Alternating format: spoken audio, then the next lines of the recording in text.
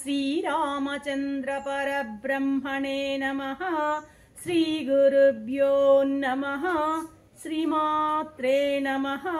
శ్రీ గణేశాయ నమః.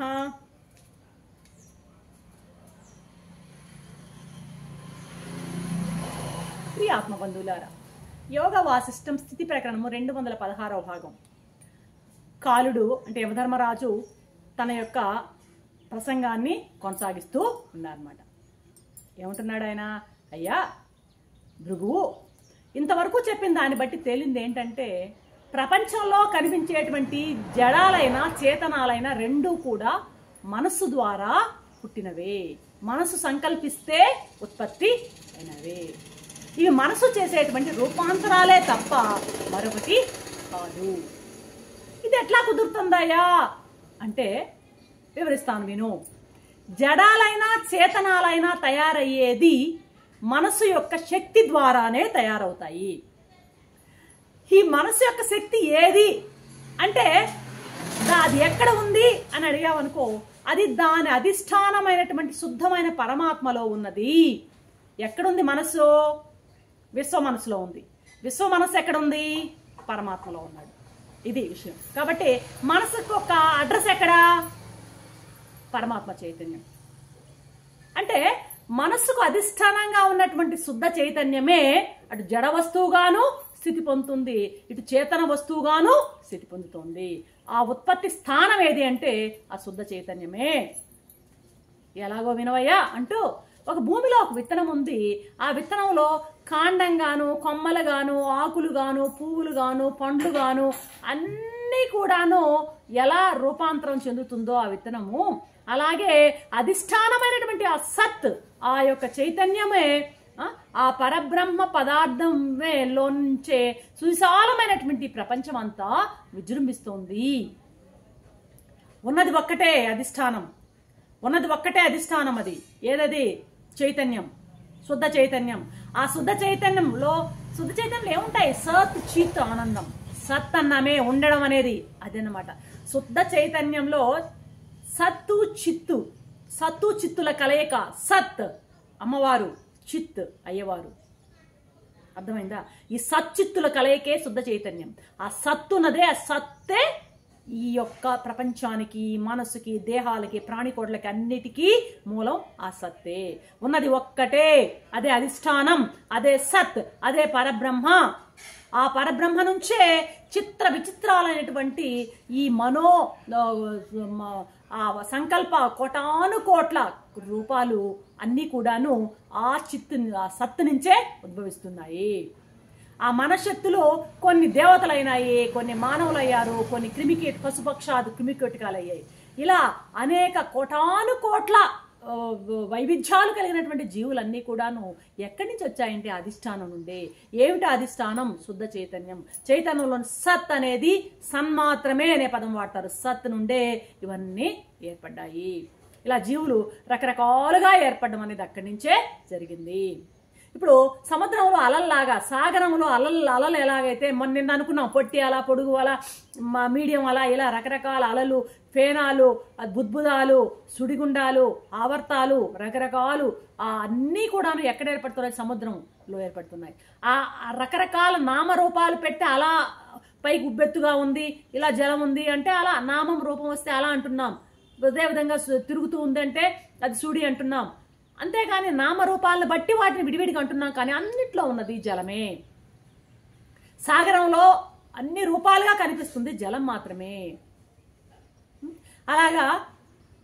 అలాగా ఇవన్నీ కూడాను ఆ సాగరంలో అలల్లాగా ఈ జీవకోట్లన్నీ కూడాను శుద్ధ చైతన్యంలోనే పుట్టినవి. చంద్రుడి నుండి తరంగాలు వస్తాయి.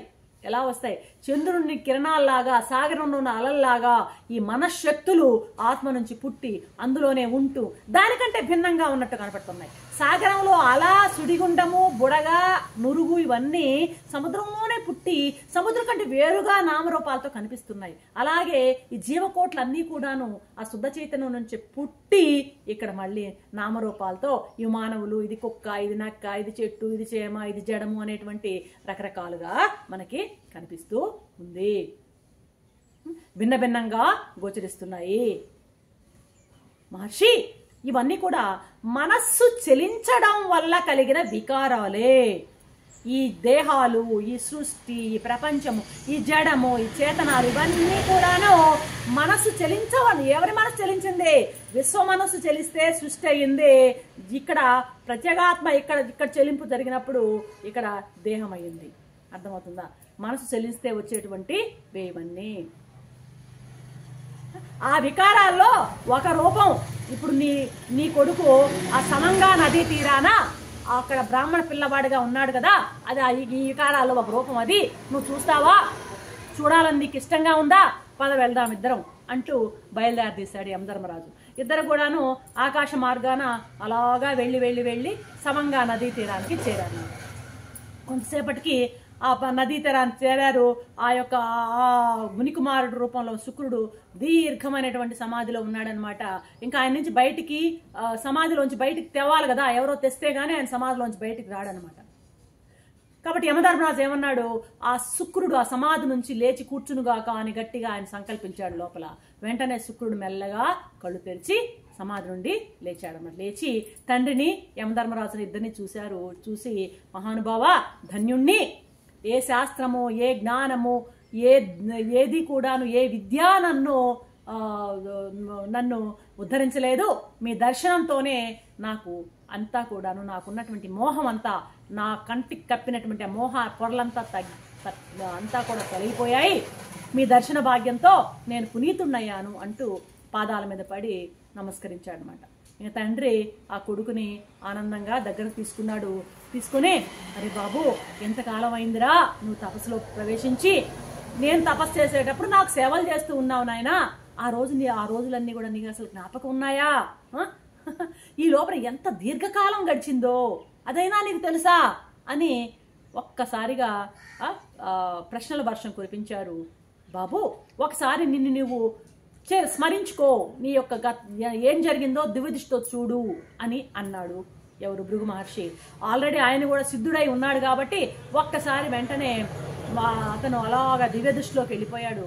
అతను జరిగిన అన్ని జన్మలన్నీ కూడాను అతని కళ్ళకు కట్టినట్టు కనబడింది అనమాట. కనబడ్డాయి. ఆశ్చర్యంతో, వా, ఎంత భ్రమలో పడ్డాను నేను.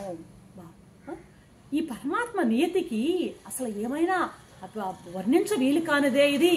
ఈ ప్రకృతి, ఈ మాయ, ఈ మాయ వల్లనే కదా, ఈ నియతి వల్లనే కదా ప్రపంచం అంతా కూడా ఈ చక్రం తిరిగినట్లు ఇలా తిరుగుతోంది.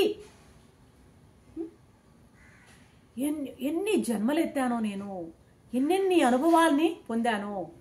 అసలు అన్నీ కూడా గుర్తుకొస్తున్నాయో లేదో, కొన్ని అసలు గుర్తు కూడా రాకడం లేదు. ఎక్కడెక్కడో తిరిగాను, ఏమేమో అనుభవించాను అంటూ తన గురించి తానే ఆశ్చర్యపడిపోతున్నాడు శుక్రకుమారుడు అనమాట.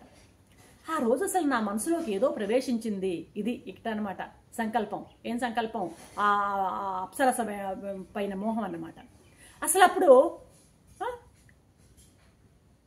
అసలు ఏం జరిగిందో నాకు ఇప్పుడు అంతా కూడాను గతంలో ఒక సినిమా రీల్ లాగా ఇతను కనపడుతున్నాయి కాబట్టి ఆశ్చర్యపోతూ ఉన్నాడు అనమాట.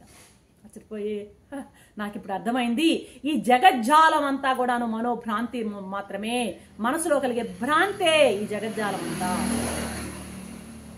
ఎన్నో యుగాలు గడిచాయి, ఎంతో కాలం గడిచి అని అంటున్నాం, కానీ అసలు ఈ సృష్టిలో ఎన్ని యుగాలు గడిచాయో, ఈ సృష్టి ఎప్పుడు ఆరంభమైందో ఏమో, దీనంతా కూడాను నాకు ఇప్పుడు ఈ సృష్టిని గురించినటువంటి రహస్యం అంతా కూడాను మనసులోనే ఉంది అన్న విషయం నాకు ఇప్పుడే అర్థమవుతుంది.